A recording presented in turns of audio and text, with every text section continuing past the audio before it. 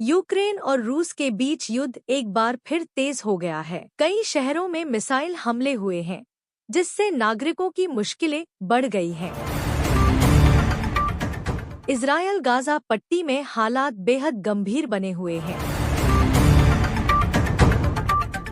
संयुक्त राष्ट्र ने मानवीय सहायता बढ़ाने की अपील की है। अमेरिका में आगामी राष्ट्रपति चुनाव को लेकर राजनीतिक हलचल तेज हो गई है। दोनों पार्टियां प्रचार में जुट गई हैं। चीन की आर्थिक वृद्धि दर में सुधार के संकेत मिले हैं, जिससे वैश्विक बाजारों में सकारात्मक असर देखा गया।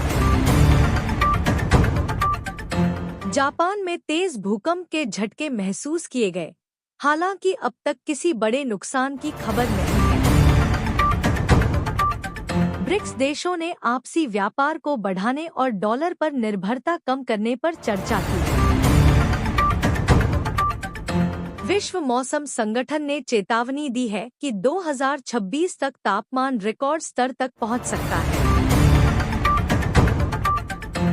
फ्रांस में महंगाई और पेंशन सुधार के खिलाफ बड़े पैमाने पर प्रदर्शन जारी है। जर्मनी ने ग्रीन एनर्जी को बढ़ावा देने के लिए नई ऊर्जा नीति लागू की है। पाकिस्तान को IMF से अगली किस्त मिलने पर सहमति बनी है, जिससे राहत की उम्मीद है।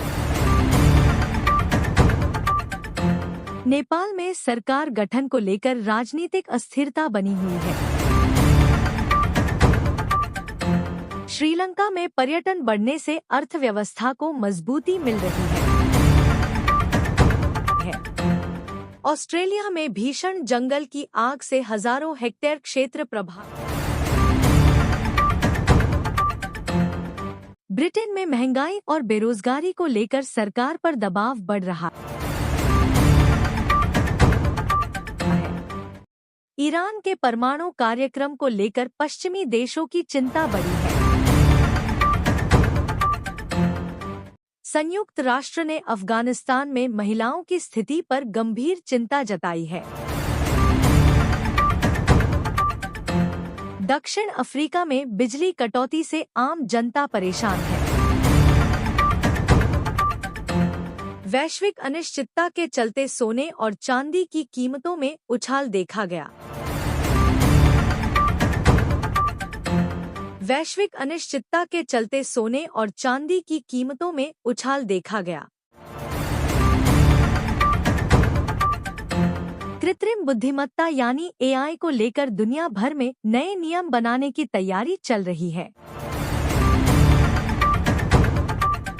अगले ओलंपिक खेलों की तैयारियां तेज हो गई हैं।